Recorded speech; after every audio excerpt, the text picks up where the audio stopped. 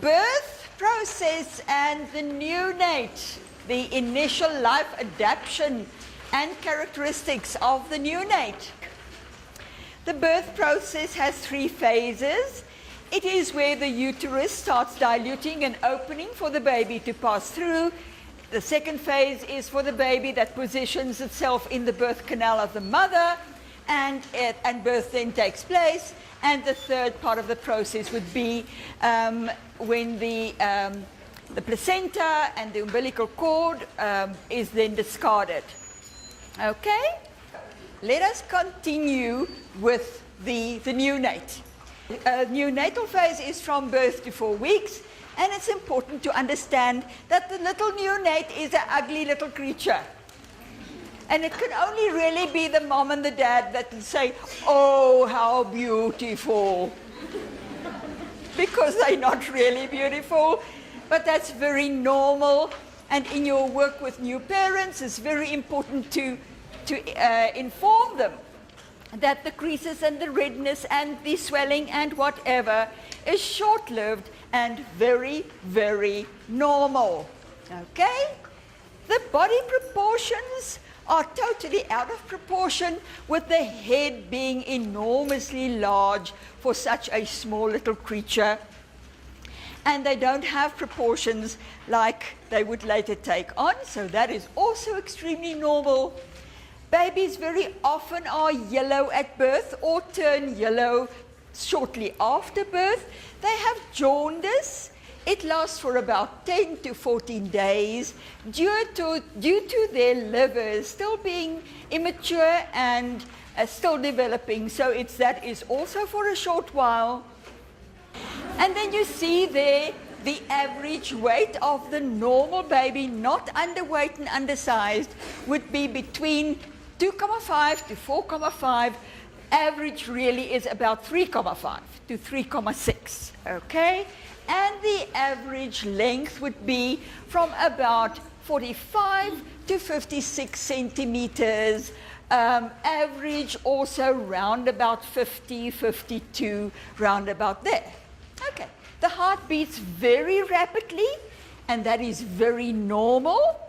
When the baby is upset, it can beat up to 170 pulses or beats per minute. The normal would be from 120 to 150. Okay, so that would be the appearance of the newborn child, newborn baby. Let's have a look then at the assessment of the newborn child. 1 minute after birth, and again at 5 minutes after birth, the ABGAR assessment or ABGAR assessment is being made of the newborn. And it's very easy to remember the ABGAR because it evaluates the physical characteristics, those indicators of whether the baby is in trouble or at risk, or whether the baby is fine. So the physical characteristics are evaluated by the ABGAR score, and it evaluates, as you can see there, the A of the ABGAR score says the appearance, especially the color. If the baby is very pale or slightly blue, that would be a problem. Then we have the P is the pulse or the heart rate of the baby. The G is the grimace or the reflex of the baby, and a baby is supposed to not make a facial grimace like that, but to cry full out. So if a baby cannot cry, that certainly is an indication of trouble. Okay, that is the G part. Then we have the activity part, the A, the activity and the muscle tone, whether the movements are what can be expected, whether they are normal, whether the baby, he or she moves all the limbs, etc., and where they are stimulated, they are supposed to move. Okay, and lastly, the R of ABGAR for respiration. Their breathing, do they breathe normally, comfortably, or do they have restricted breathing, or uncomfortable breathing, or forced breathing, or anything of that nature? Okay, so there you see then the APGAR assessment. The scores would be that everything over 7 out of 10 would be absolutely normal. Immediately under 7, even at 6, 4 to 6, the attendance would be concerned. There would be risk. And definitely, if under 3, the baby is in great and severe trouble. Okay, good. That really is the assessment of the newborn. It's a wonderful assessment scale. Good. Then we have a look quickly at the adjustment processes of this new little person in life. And as you can see there, first of all, the blood circulation. The baby and the mother have separate hearts and separate blood circulation. For a long, long time in the cultures and traditionally, there was the idea or the conception that the baby had the same blood as the mother, which is not true. The baby develops from the very beginning with an own blood circulatory system and even its unique blood type. Okay? So, immediately after birth, when the umbilical cord is cut, then the baby must start breathing, aerating on its own, assisted by its own heartbeat and the movement of the lungs. Okay, so that is as far as the blood circulation is concerned. And very close to that, as you can see, would be respiration. It is very often necessary to remove mucus and fluid from the baby's air passages so that the baby can breathe easily, but the moment that that is done, the baby then will take over and breathe very comfortably and easily. So it's important that we watch out for anoxia, which is a lack of oxygen. Anoxia is one of the major causes of brain damage, even death, but especially brain damage that had happened during the birth process. So to guard against the lack of oxygen or anoxia is extremely important, and it very easily happens when there is a lack of oxygen, immediate brain damage. So that is very, very dangerous. Okay, then we have digestion. The digestive system of the baby develops gradually. All the structures are there, but for digestion to really take place, it takes some time and it happens gradually. And therefore, the baby initially loses a little bit of weight. Okay, and that is also very, very normal. And your wonderful nurses who are in the clinics, that is one of their major tasks, to reassure young parents that if the baby had lost some weight, then that would be normal. Okay? Then we see that the feeding needs of the baby are irregular at first. That would be one of the first struggles of new parents, to know when to feed, whether to feed at specific intervals or to feed on demand or on request.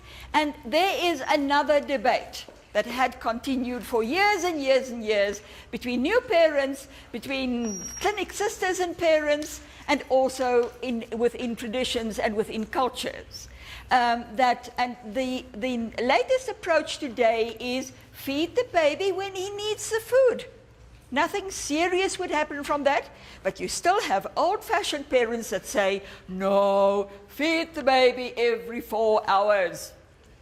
And then sometimes you have a yelling, screeching little infant with enormous discomfort. Okay? So nowadays the approach is feed on demand.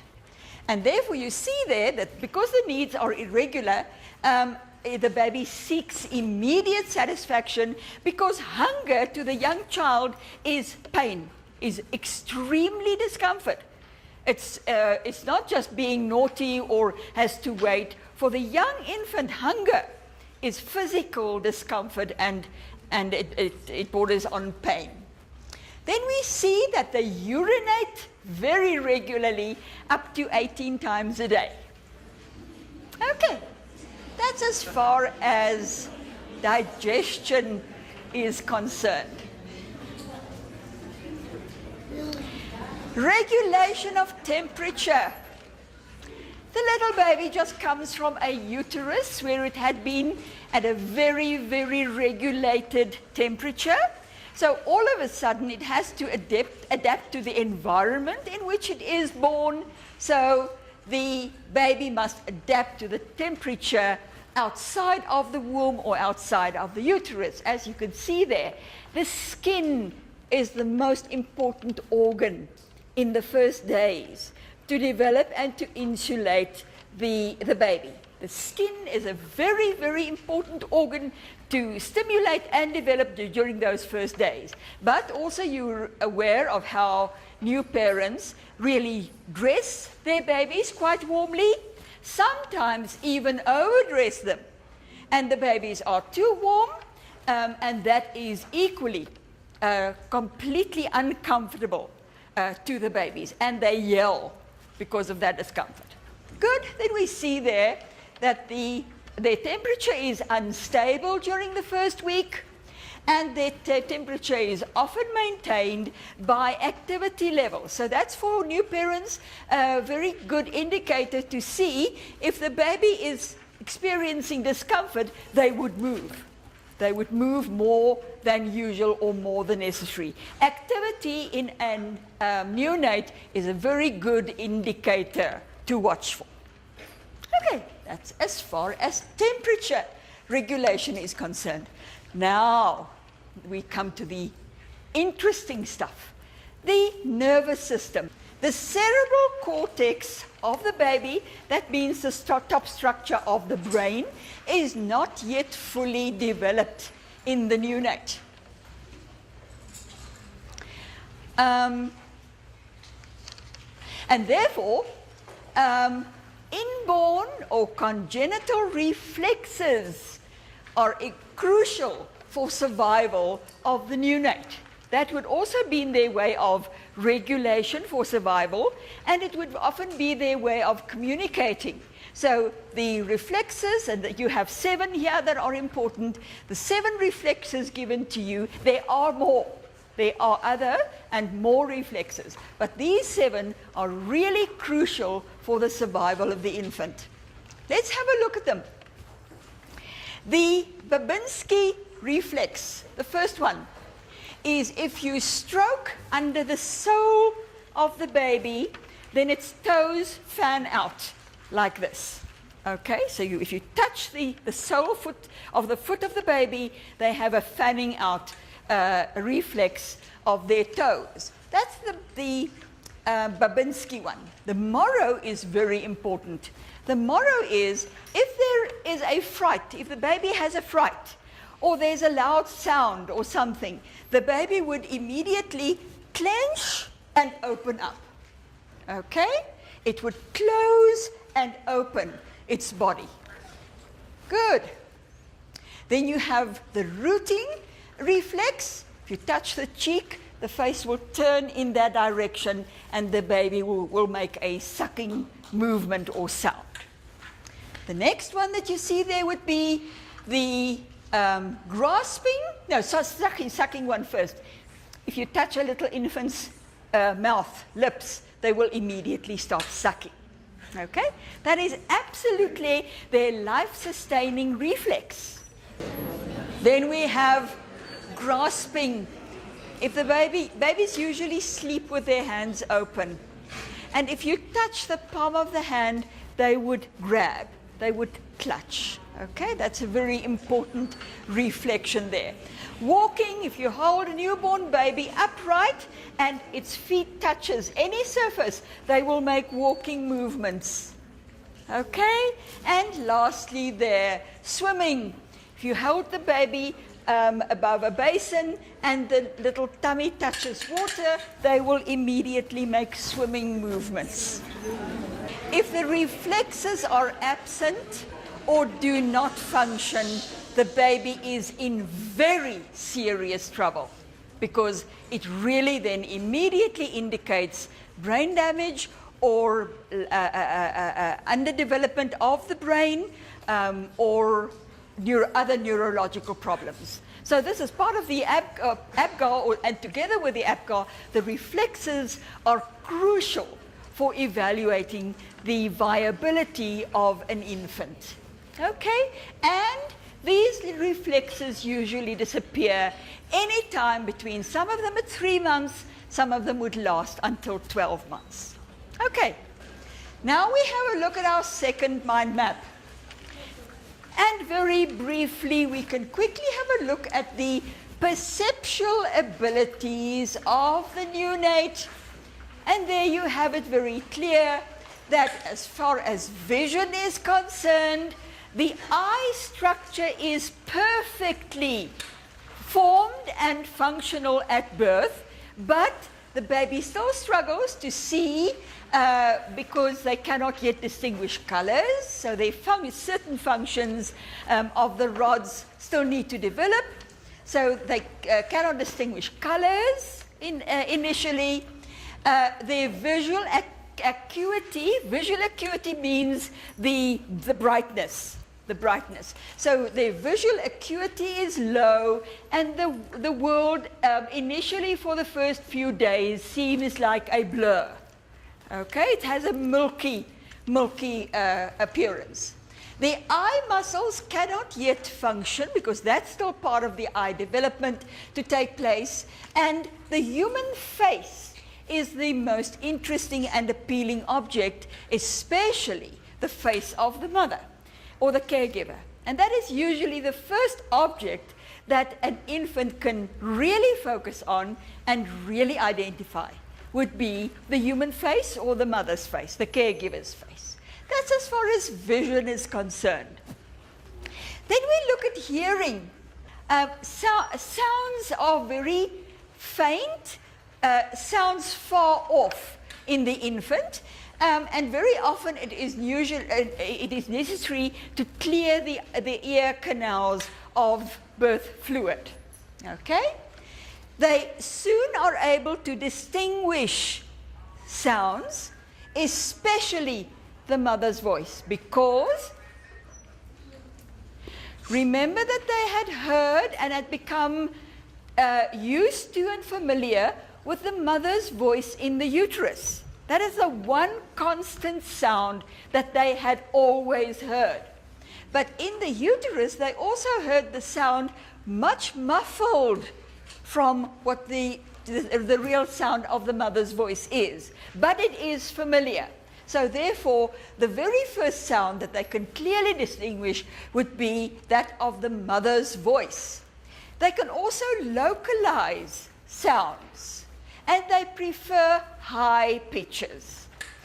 So it's interesting that they can very often then soon hear the barking of a dog outside, or the shrieking of their brothers and sisters, etc., etc. Okay, that in a nutshell is as far as hearing is concerned. Smell. They can perceive and distinguish smells, so they can smell. Of course, it's impossible. They won't be able to tell you, oh, that's exactly what I smell. Okay, but they can perceive smells. They make a sucking movement towards when they perceive pleasant smells, and especially the smell of the mother's breast and the smell of the milk is a very, very good positive smell sensation for the baby. And it turns its head away from unpleasant smells. Okay? So it communicates. Taste. They're not really sensitive to taste, but they can immediately detect the difference between sweet and bitter. They love the taste of the mother's milk. And what is very interesting is the mother's milk tastes, or the taste is determined by what she eats. And therefore, at a very, very early stage, babies can begin to become familiar with the foodstuffs eaten in that family. Okay? Because families have food cultures. families eat certain foodstuffs. Initially, especially in some of the Asian families where they eat very strong flavored and curried foods, the baby may initially have a problem with that, but very soon they adapt because they then become used to the food culture also of the family because it's introduced to them by their mother's milk. Good. And then pain. For a long time, our old people thought that babies could not experience pain. And that is seriously wrong.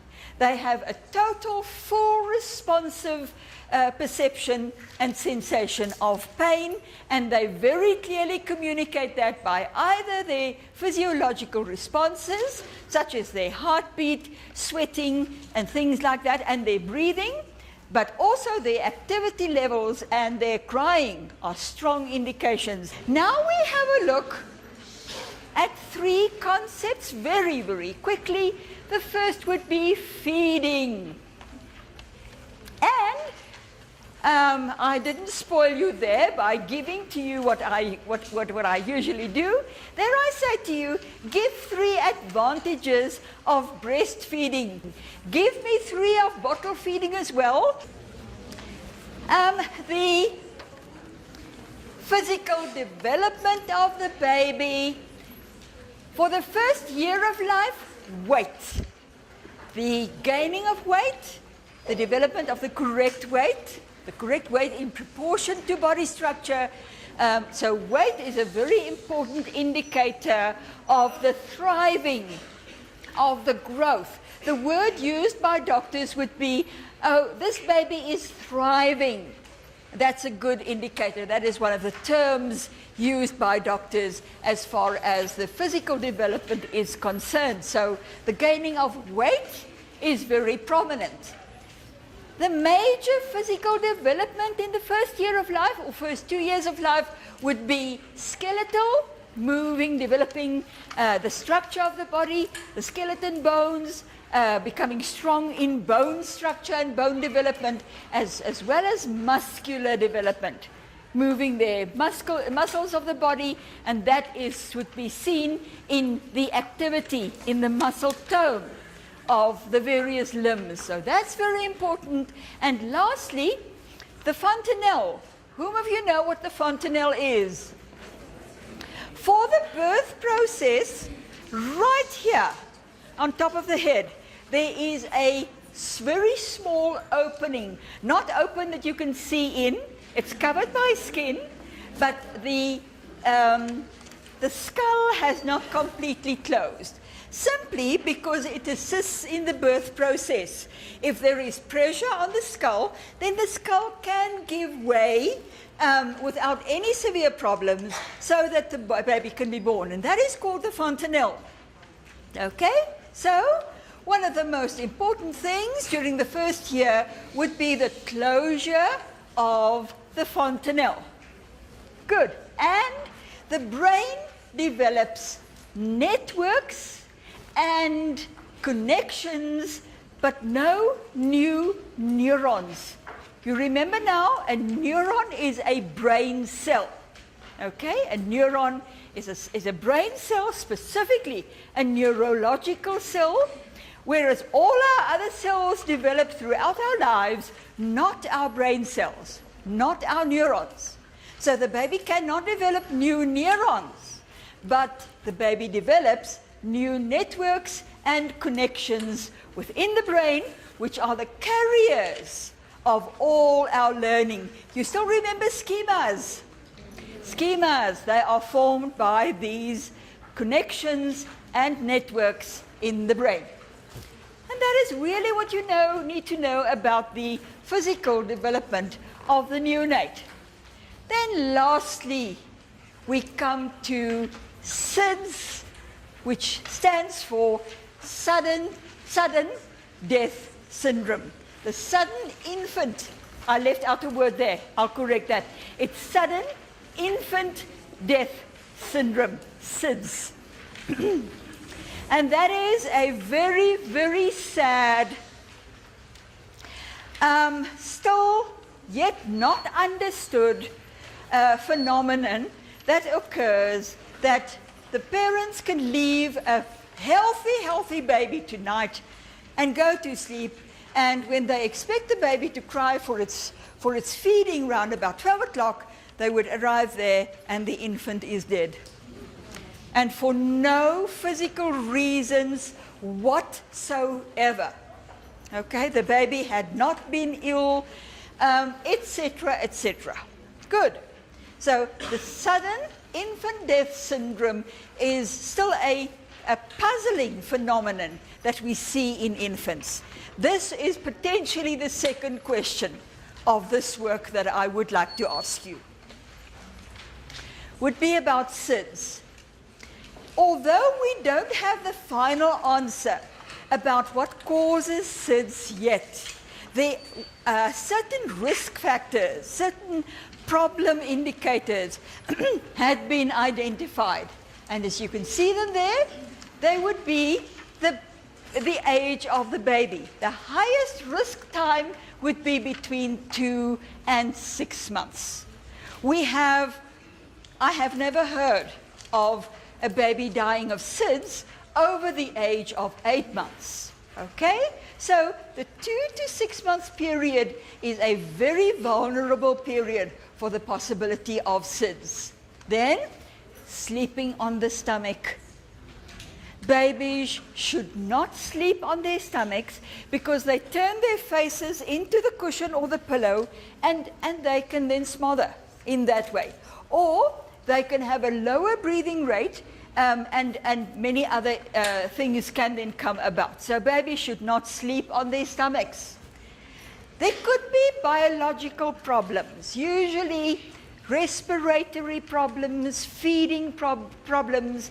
Babies can bring up some of their undigested milk, and they can really then choke within their own undigested or indigested food. So feeding problems, the low weight baby, this is the only indicator that we now really know would be SIDS is more prevalent under low weight babies, the preemies, the premature babies, etc. And then illnesses, and any illness of the respiratory systems would seriously be a risk factor. Then we have if the mother smokes. Can you remember last week we said the problem with smoking is it blocks the oxygen in the blood of the baby, and this could be a part of it. So smoking in the blood and nicotine in the blood of the mother, a serious problem, serious. More in baby boys, more in male children. So look after your little boys. It is, in fact, it is more prevalent in boys, more in winter when babies are perhaps covered too warmly, and then they have a reaction to that and have breathing difficulties. The mother's age, once again, more for very, very young mothers. And lastly, interesting, feeding problems, once again. If they can choke on their own feeding, if they are allergic, if they have feeding problems, and especially malnutrition, the undernourished child is a risk factor. That's fine for today. See you next week.